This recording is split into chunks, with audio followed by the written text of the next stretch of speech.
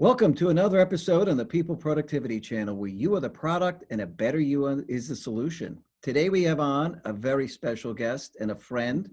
I actually lived in the same town for years, and Zack had a great reputation for many reasons. I'm bringing him on today to talk about his turnaround experience and how he impacted the lives of other people in a very positive way. It's a good story for the times we live in, and hope you stay tuned. Zack, maybe you could introduce yourself to our audience.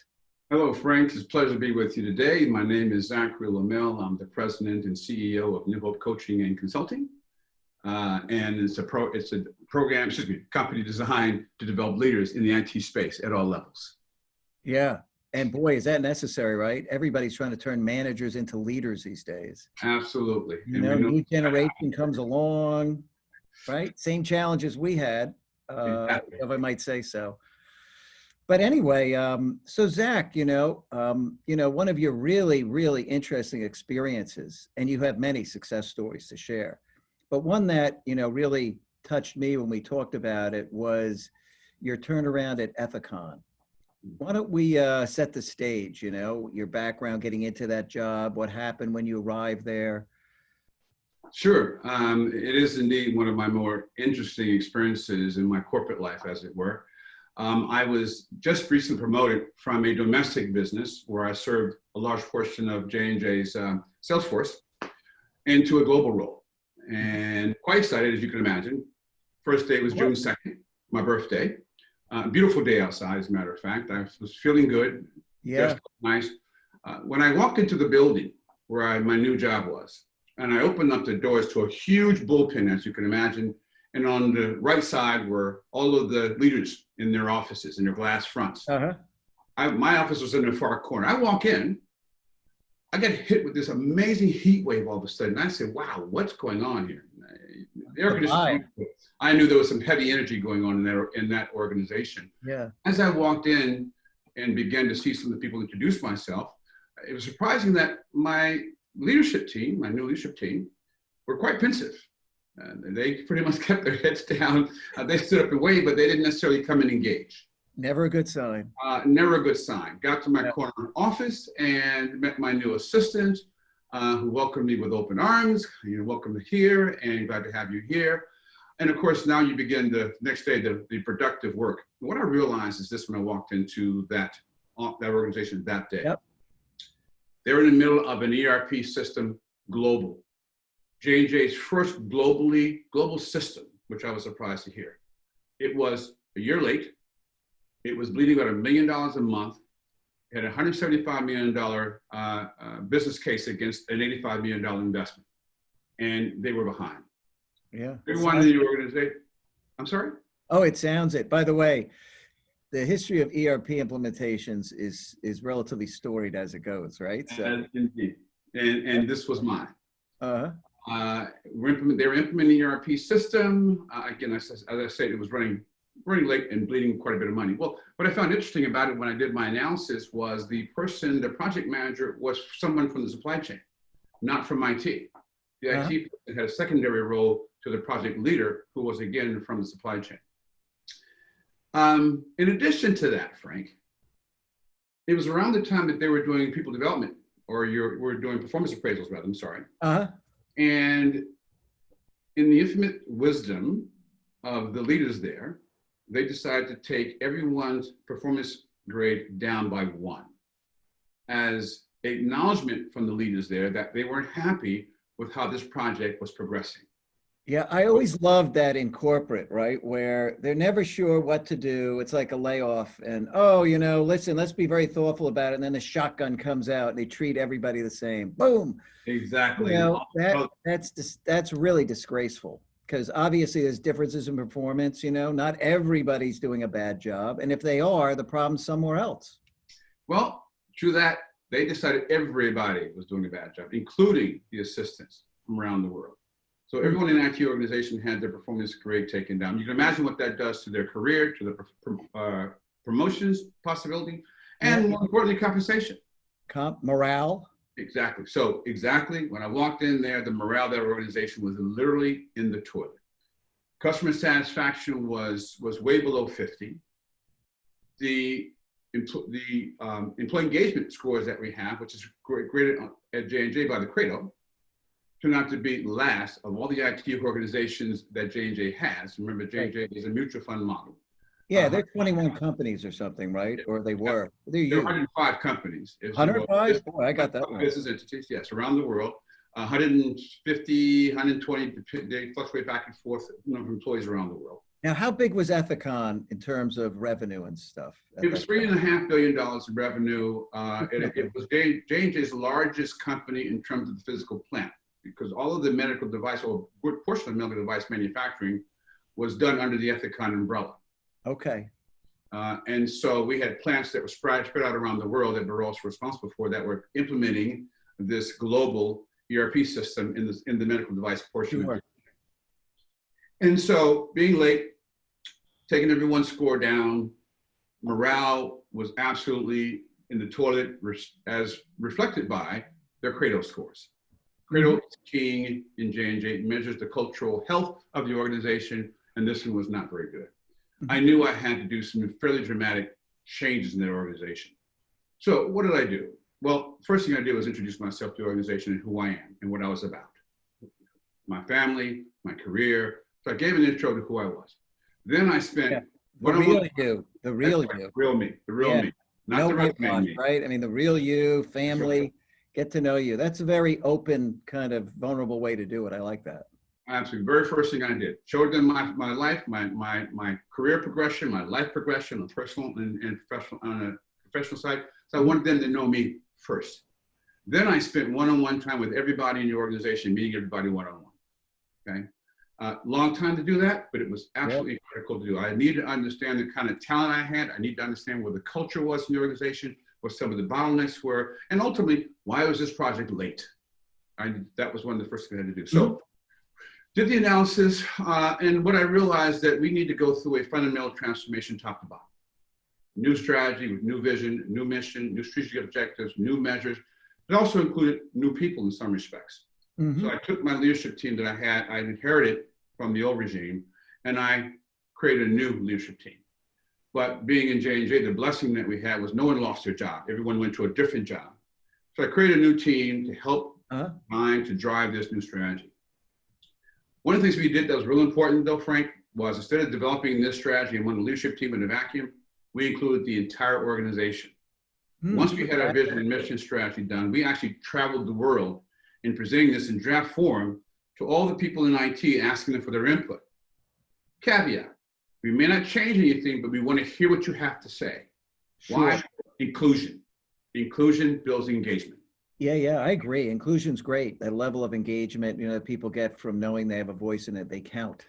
Exactly. And so therefore they had some ownership to the vision and mission we were going after. It's one of the first things I did. Also gave them an opportunity to see me and an opportunity for me to see people I had only seen originally through this technology. So it created that human connection, which I think is so vitally important. Fast forward, as it will, to a few years later, we had gotten the first part of that system implemented on time, based upon a revised schedule, of course. The new schedule, New schedule, of course. We had gotten it back on track to achieving the goals it was laid out for. And after the first year of releasing our Demantra system, which was on demand planning, we were able to generate $45 million of real hard savings year one, excuse me. That ultimately led to our organization receiving what we call in J&J the Image Award, which is the Academy Award for IT organizations around the world. This group had never won an Academy Award before. Wow. They won 3. And the only company to win 3 on the inaugural introduction of the Image Award for all of IT globally. So we're very, very proud of and excited about that. Sure. Huge.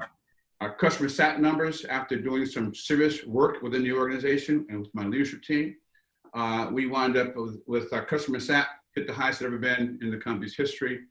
The project got back on track. We delivered $45 million worth of value. And of equal import, our Credo scores jumped dramatically. That means the level of engagement in the organization skyrocketed, absolutely skyrocketed. So the work that we did in the very beginning, strategy, people, process, and then the work we did in the middle of helping people understand 2 core elements about themselves, which is 1, we valued them for their skills, competencies, and talents they brought to the job every single day. We let them know that verbally. Number two, we treat everyone as a person first and an employee second. Yeah, boy, that's great. Very important. Why? Because we as people want two things out of life. I don't care what it is, any relationship you have. We want to know that we're of value for the things we bring into any kind of relationship or circumstance. Yep. And we do matter as a person first. Those two simple concepts go a long way to tap into what we call discretionary energy. Mm-hmm. What do I mean by discretionary energy? It's coaching lingo, as it were. We go to work, we do a good job, we do it well, we leave and go home. That's engagement, right? Yeah. But when you're looking for innovation, creativity, out of the box, challenge the status quo, you have to tap into my discretionary energy. And I only give that to you if you inspire me to do that. You cannot buy it, you cannot command it. And we were able, through the work that we did and how we did it and how we showed up and how we led, we're able to truly tap into discretionary energy. That's what propelled the organization forward. Sure. And I mean, it's clear that people understood you cared about them. I love that you're a human first and employee second. Yeah. Yeah. You know, go ahead. I had another guest on, and very good, but you know, his father owned a business, and his father always said they're humans first and customers second. Mm-hmm. Exactly. And it's so, so true. Such a simple principle. If we ran our organizations, I don't care, not-for-profit or not-for-profit, I don't care what it is, that way as leaders, we would see extraordinary performance across the board. But because we lead from a title, in a position of power, in a position of authority, people only go as far as they feel comfortable going with their performance, okay? And that wasn't good enough for us. It's never been good for me in any organization I've ever led. I wanted to tap into that greatness that they all have, and I focused on that as a leader, and bring out their talents and gifts, and allow them to then flourish in the organization. And Frank, the successes that they achieved in a 3.5-year journey was just extraordinary. Yeah, and I love the way you say that they achieved, because you know it is them. It is some leaders who go, look what I did. Well, guess what? You know, you got it right. That's what they achieved. In the third year, what we did, it's almost got me in trouble, by the way. Actually, it did get me in trouble, but I didn't care. One of the things we used to do in corporate America is we'd have sales meetings. We go off and we have these beautiful sales meetings, and they get training for a few days. They have a session where they give out a lot of awards and people are dressing up, and it's just a big event. Well, I did that with my IT organization. And I did that because when I got into the organization, Frank, there have been people working together for 15 years, but never saw each other, they didn't know what they looked like with each other. And I wanted the entire organization to get to know each other on a personal level. So we took a week, brought everybody from around the world to a facility in Florida. Mm-hmm. We did some development work, some training work, and then we concluded with a gala, an award ceremony gala. Yeah, you know, that's so, it's one of those rare things in IT. Yeah. You know, and people, leaders in companies always like, well, let's recognize the salespeople, you know, because they're creating revenue. And the other people that are creating, you know, innovation products and services, hey, they need to be recognized too. Absolutely. I love the fact that they got to feel special. And they did. That happened many, many years ago, and they still talk about that experience to this day.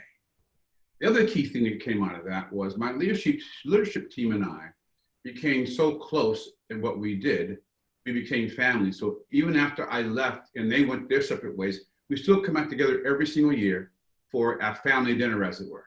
Oh, that's fantastic. I love it. I love it. We've been doing this since 2006 when I left Ethicon.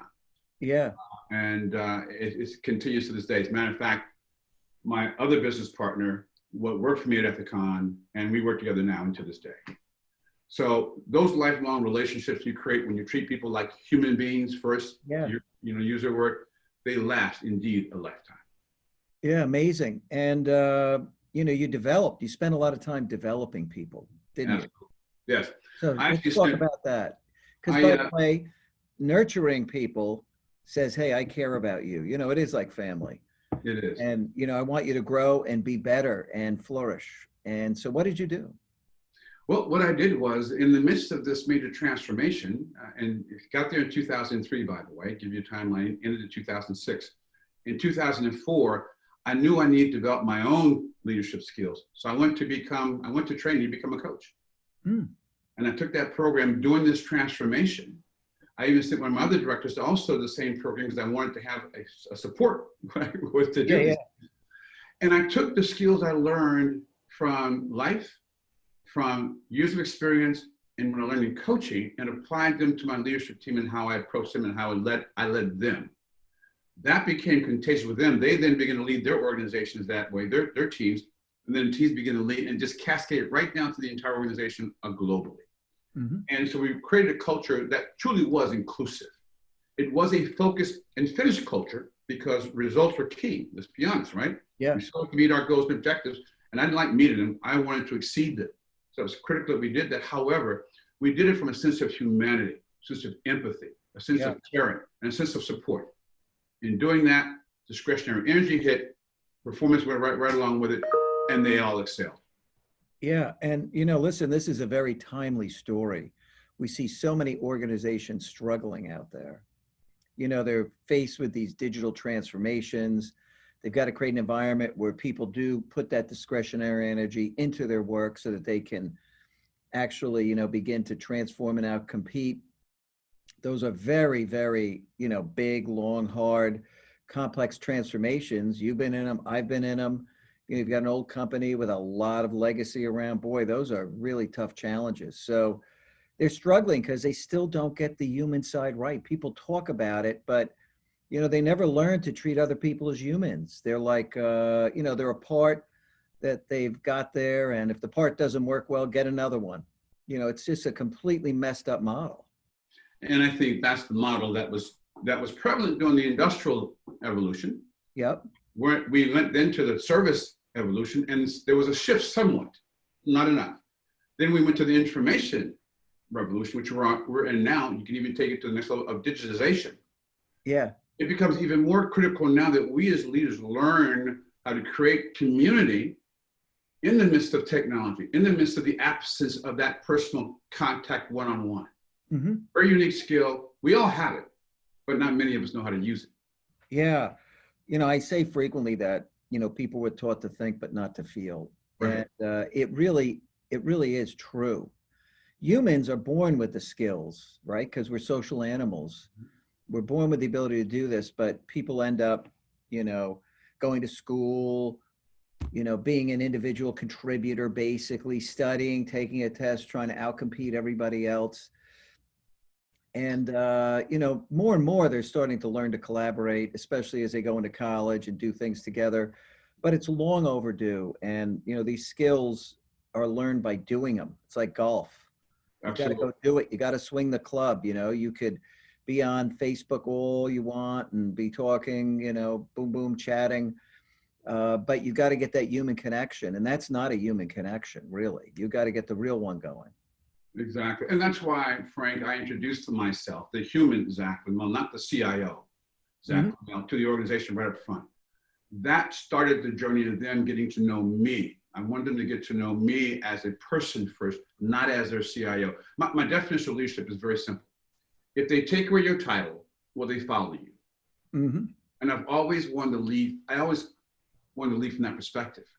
Yeah. The coach training I got helped me make that transition very smoothly, very easily, very comfortably. And it is it's a more palatable and easier, more engaging way to lead than the old model of demand and control, or do as I say, or even some of the more inclusionary models that they're coming out with, that they can be somewhat complex. The simplicity of human connection goes a long way to driving performance. It just it's enormous. And listen, the lesson for people to take away here, certainly for a leader, is to be your best human first. But for individuals coming into organizations, they have to create human connections with all these people. And now you've got kind of this hybrid work environment with the bulk of the people remote.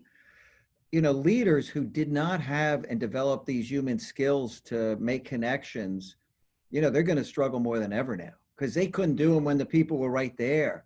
it's a bigger hurdle now to learn. Whereas if your bias was to really get to know people and share who you are in for real, you could do that right now on Zoom. You know, it's not as good as in person, but you can really get to know people and open up and build a connection. You could build a better one if everybody's together, like you brought everybody together down in Florida.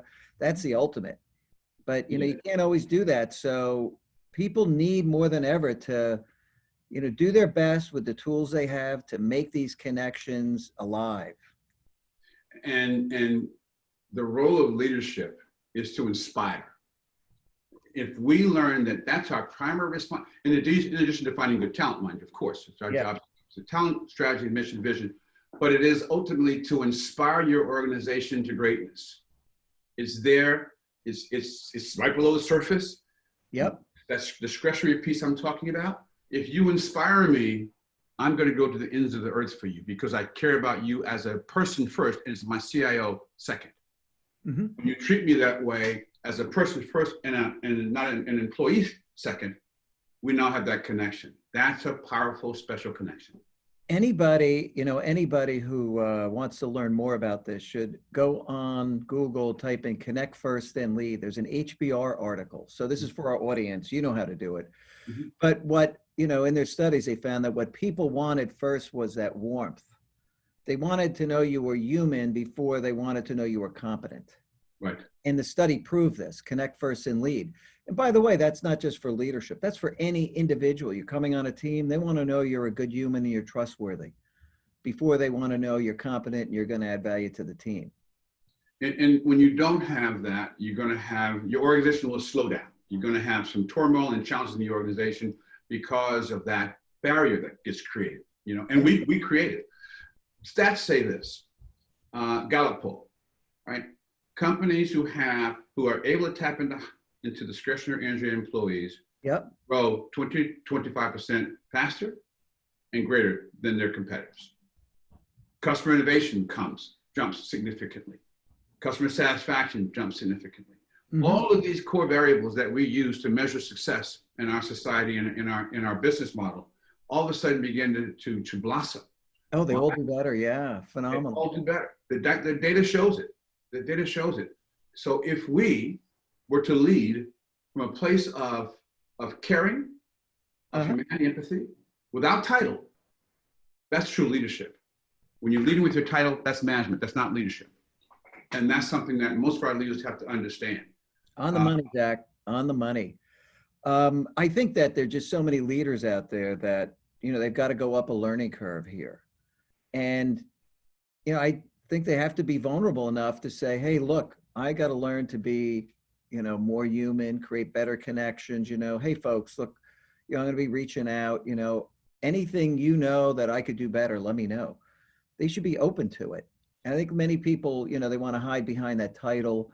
They're afraid to show that maybe they've got weakness in this area. So things fester.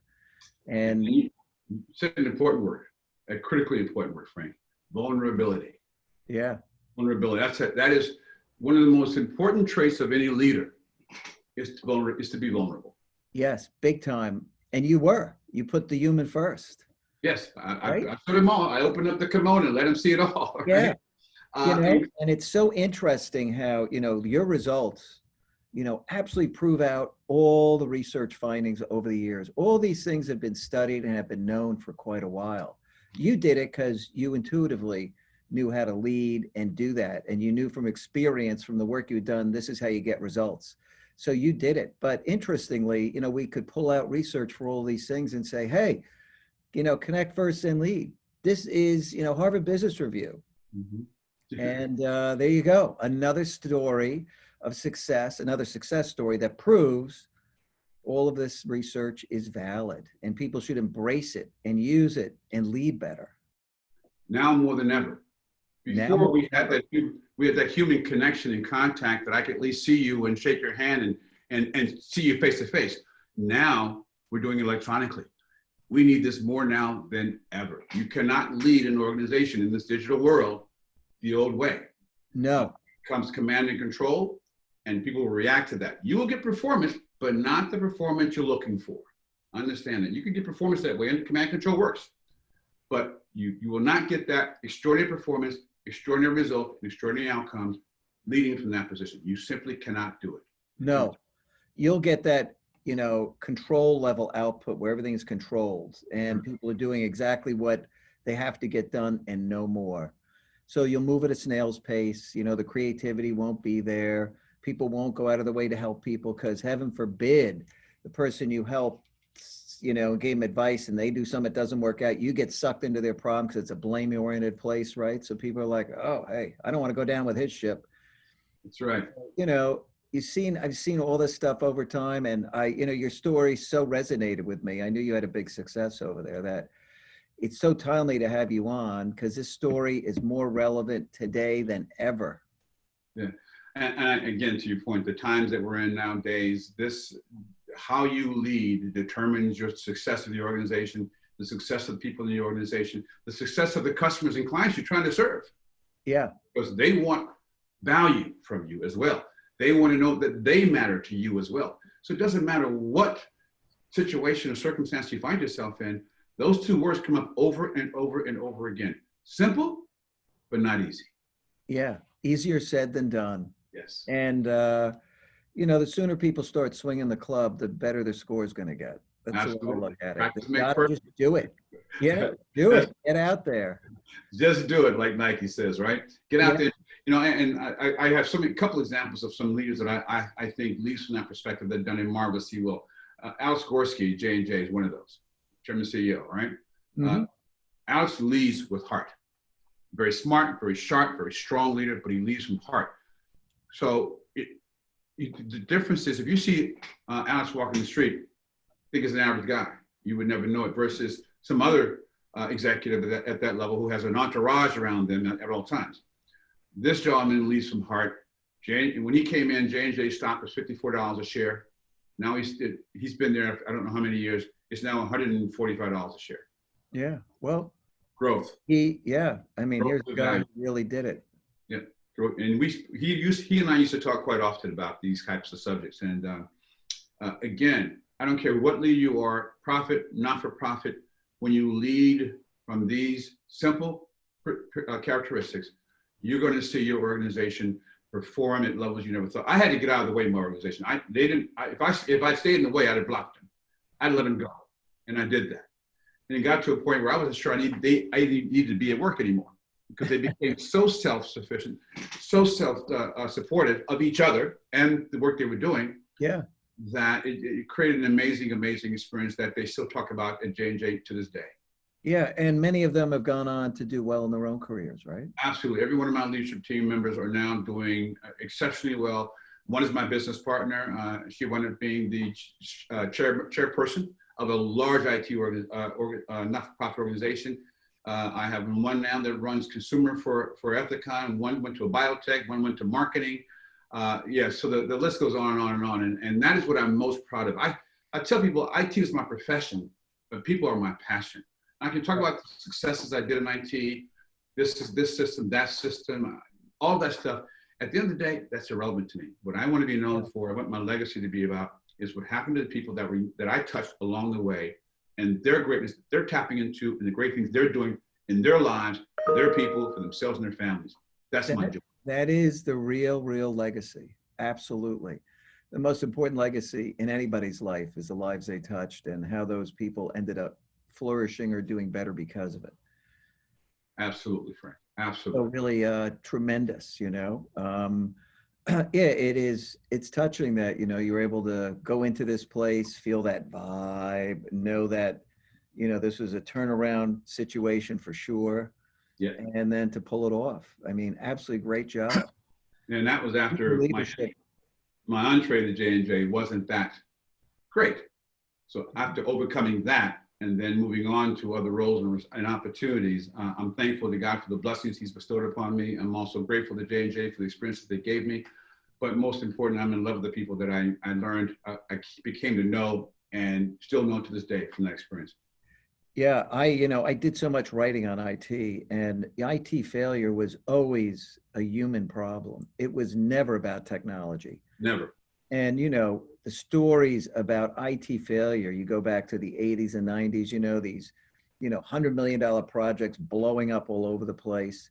You know, they were never designed at all for humans. It was all just a process versus people.